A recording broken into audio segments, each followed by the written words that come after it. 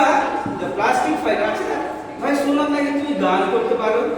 তো তুমি যেগুলো আমাদের বললে যে প্লাস্টিকে এই ক্ষতি হবে, সে তুমি গান দিয়েও তো বলতে পারো। হ্যাঁ মাস্টার, ঠিকই শুনেছ।